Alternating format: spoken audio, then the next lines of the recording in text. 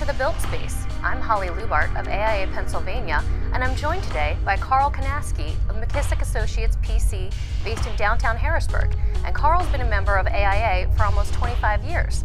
Thanks for joining us today, Carl. Thank you very much. So Carl, tell us, what has been your most challenging architectural project? Probably the most challenging, time-consuming project was the conversion of St. Joseph's Medical Center in Reading, Pennsylvania into a new high school.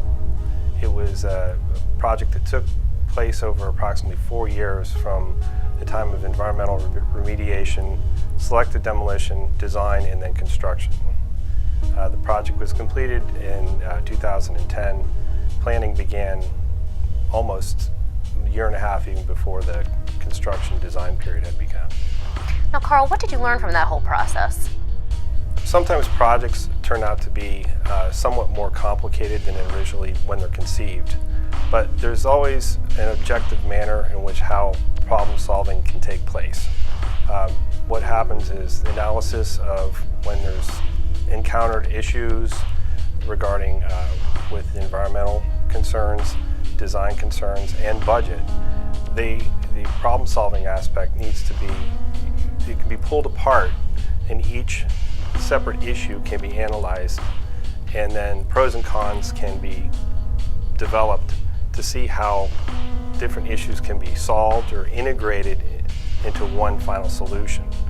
And also always with concern, toward achieving your client's needs and the budget and the deadline that at hand.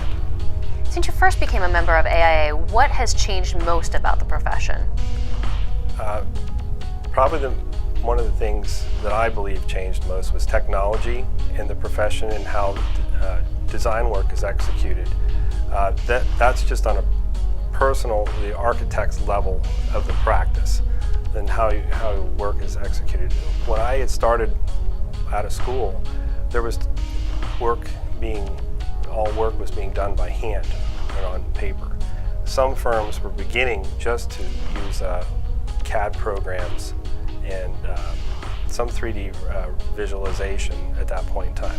That has since changed, and it has affected the whole process of how work is done in a firm. One of the other major things that has changed over the practice of the firm since I started in the profession is electronic media in terms of the use of the internet and email and project communications. Those have been significant changes into how project delivery is done on a day-to-day basis. I would say probably in the past 15 years, since year 2000, it has changed probably the most from when I first started working in a firm as far back as 1986. The other aspects that have changed have been project delivery outside of what the work that we do and how construction managers, contractors are involved in projects. Some of that would vary state to state. I have experience in working in multiple states. I'm originally from Pennsylvania, but I also have my education was in Florida, and I started my career in Florida. And it's just different vantage points and how those have influenced how the profession is. Speaking of education, what would you say to architecture students who are now coming out of school that they didn't learn in school? What's one thing that you would tell them about the profession? I would suggest that they strongly just keep in mind that they need to be thinking about how they can keep up on changing technology, keeping up on continuing education. There's a lot of things developing currently with new materials, design philosophy, how electronic media and other types of technology are coming into design.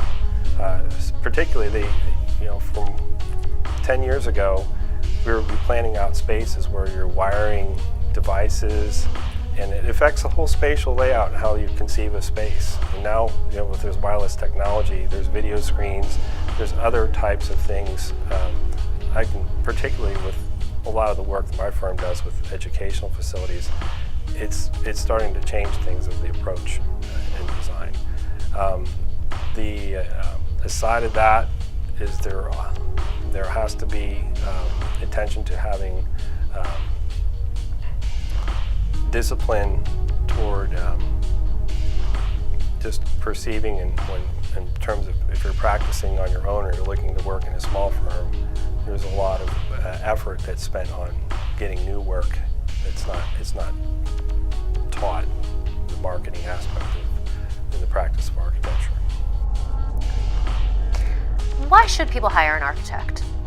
Well, one thing the architect does do that I believe we have the ability to, in terms of the problem-solving aspect, we're trained and taught to review multiple issues and attempt to analyze them from several vantage points to come to one particular conclusion, or to assist with providing some, I'll say, options where there's maybe sometimes more than one solution to one problem that addresses the same needs. So it's like if you take going back to an architecture school assignment, you may have 20 students in a studio, and it's to design an art museum or hospital or something like that. I bet all 20 students could potentially come up with a different scheme that addresses the same problem, another way to look at things. What we do, different than maybe a contractor or somebody else that's trying to do work, we try to look at broader issues to come up with a design that creates a beautiful place, address budget, and achieve the client's needs. Excellent. Well, thank you so much, Carl, for joining us for the Build Space today. I really appreciate it. Welcome. Thank you.